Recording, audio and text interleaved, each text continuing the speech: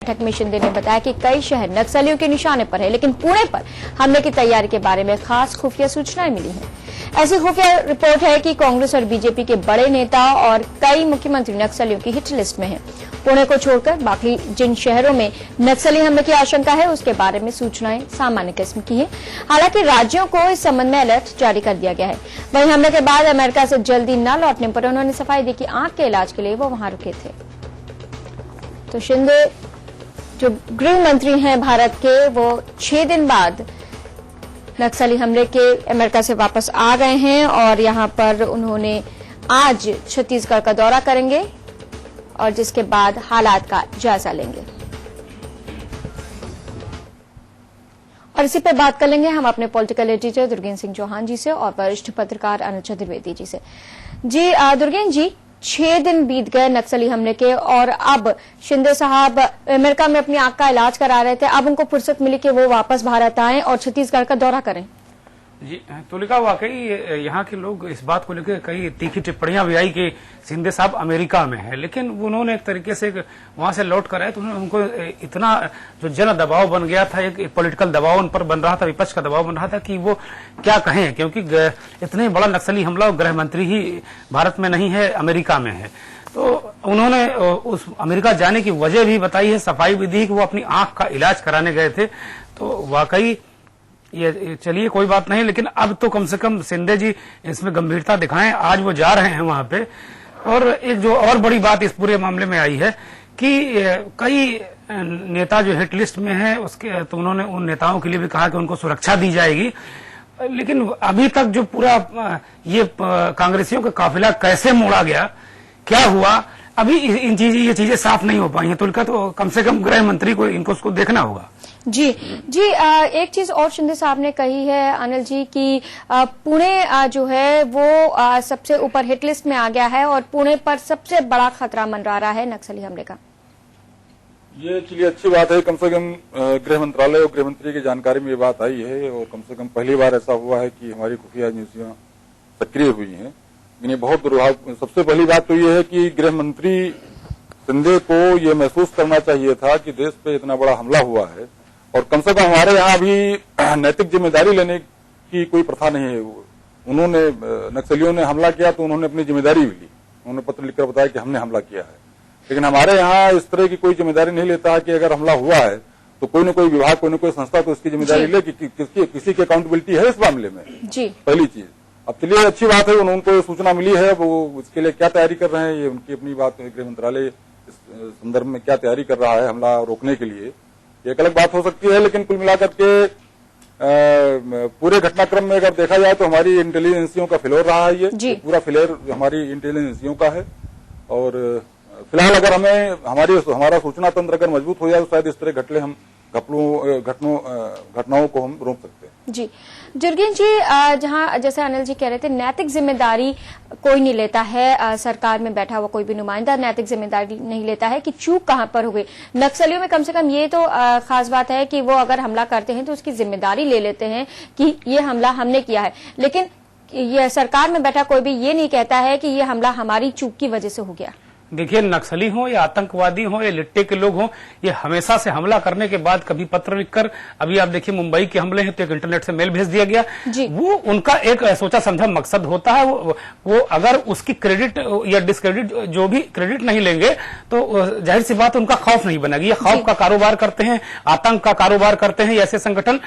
उनको तो अगर हमला हुआ है तो उनको जिम्मेदारी लेना है, तभी तो वो बता पाएंगे कि नहीं हम ताकतवर हैं, हम सरकार से ताकतवर है, उनका मकसद यही है। तो ऐसे संगठन हमेशा से हमला करते रहे हैं, आतंक फैलाते रहे हैं, उसकी जिम्मेदारियां चिट्ठियां लिखकर मेल भेजकर करते रहे हैं। जहां तक राजनीति की नैतिकता की बात है तो मुझे लगता है लाल बहादुर शास्त्री जैसे लोग नहीं है, पूर्व प्रधानमंत्री लाल बहादुर शास्त्री का आपको बहुत लोगों को, जो नई पीढ़ी है भले उसको ध्यान न हो, लेकिन जो पुराने लोग हैं और शास्त्री जी के बारे में जिन्होंने पढ़ा है वो जानते हैं कि एक रेल दुर्घटना के बाद उन्होंने इस्तीफा दे दिया था, रेल मंत्री थे वो। नैतिकता इस हद तक थी लगातार नैतिकता राजनीति नहीं सभी क्षेत्रों में उसका ह्रास हो रहा है और अब इस लेवल पर आई है कि जैसे बीसीसीआई का मामला लीजिए, श्रीनिवासन कहते हैं घपले घोटाले होते रहे, मेरी जिम्मेदारी नहीं, वो अपनी तुलना प्रधानमंत्री से कर देते हैं। तो अब इस स्तर की नैतिकता आ गई है कि कहते हैं कि प्रधानमंत्री में भी गंभीर आरोप लगे, मेरे ऊपर भी गंभीर आरोप लगे, तो कोई भी व्यक्ति तत्काल तुलना कर देता है, वो पद नहीं छोड़ना चाहता, लिप्सा में रहना चाहता और जिम्मेदारी भी नहीं लेना चाहता। तो ये बड़ी समस्या हो रही है इस लोकतांत्रिक व्यवस्था को चलाने में।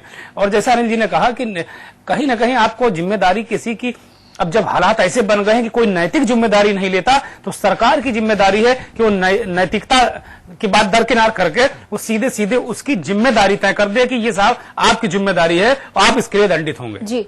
जी अनिल जी, खुफिया तंत्र की बात हो रही थी कि खुफिया तंत्र कहीं ना कहीं भारत में कमजोर है, जिसकी वजह से ऐसे हमले होते रहते हैं।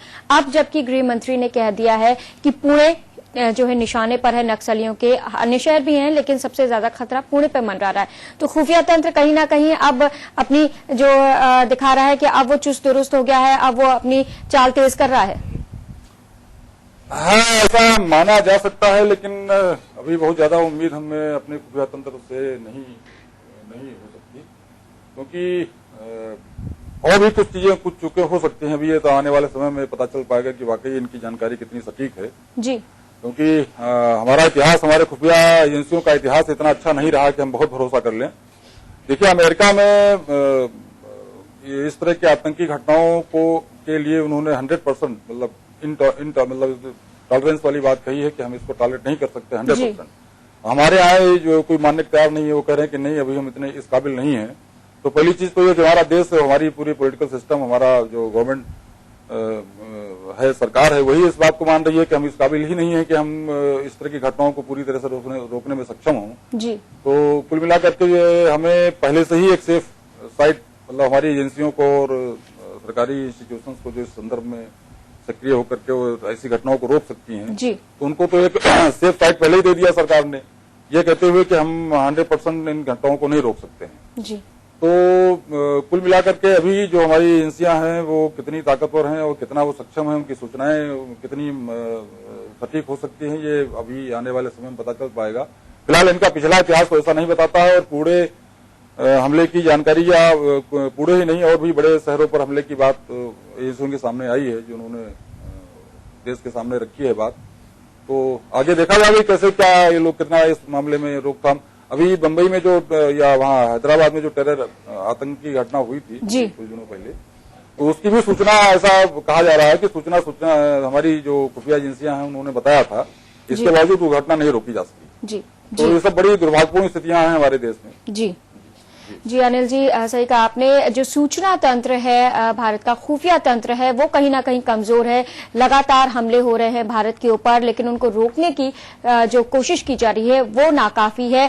हर बार यही कहा जाता है कि सूचना तंत्र, जो खुफिया तंत्र है, उसने सटीक जानकारी नहीं दी, लेकिन यहाँ पे जरूरत ये है कि इस जो तंत्र है उसको मजबूत किया जाए, एक जिम्मेदारी का भाव पैदा किया जाए। सरकार में एक व्यक्ति होना चाहिए जो इस बात को सुनिश्चित करे कि ये यहाँ पे हमारी कमी हुई है। फिलहाल रुकेंगे एक छोटे से ब्रेक के लिए। ब्रेक के बाद लौटेंगे तो हम बात करेंगे कि आपका दिन कैसा होगा, साथ ही ये भी बताएंगे कि योग के जरिए आप अपने आप को कैसे फिट रख सकते हैं, साथ ही अखबारों पे भी डालेंगे एक नजर।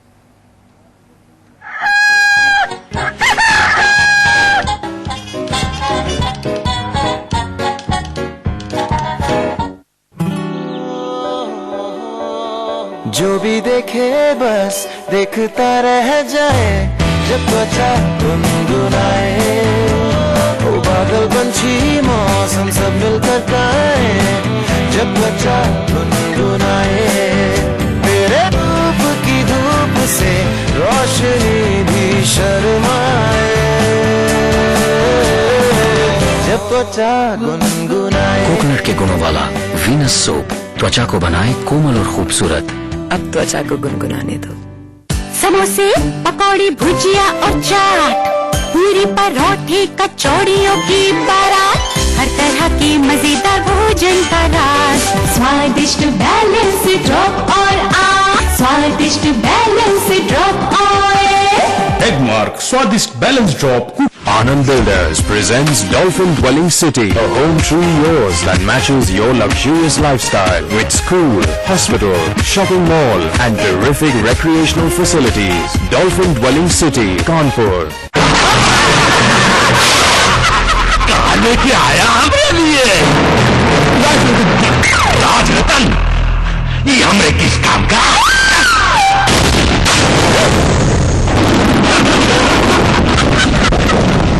अरे जिंदगी के रंग राजरतन के संग, भैया राजरतन के संग, राजरतन की तंजीम पार करें हमारा प्रयास, आपका विश्वास। गंगोत्री, यमुनोत्री, बद्रीनाथ, केदारनाथ, जहाँ खुलता है हरि का द्वार, कीजिए यहाँ आस्था का स्नान। हेमकुंड, जहाँ मिला गुरु गोविंद सिंह को ज्ञान, जहाँ कण कण में मिले ईश्वर का ब्रह्मांड। इस देव भूमि को करें शत शत प्रणाम। देखिए खबरें उत्तराखंड की।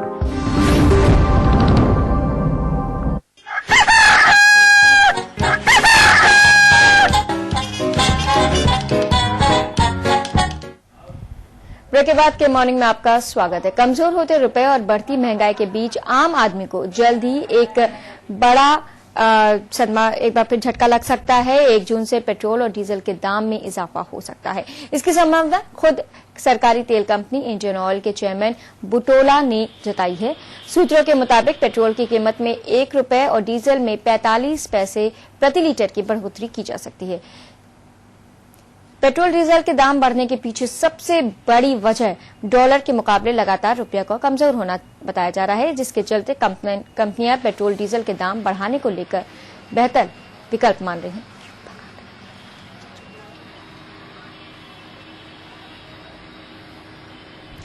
और अब बात करेंगे पहाड़ी प्रदेश की। मुख्यमंत्री विजय बहुगुणा आज अपने सरकारी आवास पर पार्टी के पदाधिकारियों के साथ जिलेवार बैठक करेंगे। इसे सरकार और संगठन के बीच तालमेल बढ़ाने और एक पहल के तौर पर देखा जा रहा है। मुख्यमंत्री प्रदेश में किए जा रहे विकास कार्यों को लेकर राज्य के आला अधिकारियों के साथ एक समीक्षा बैठक भी करेंगे।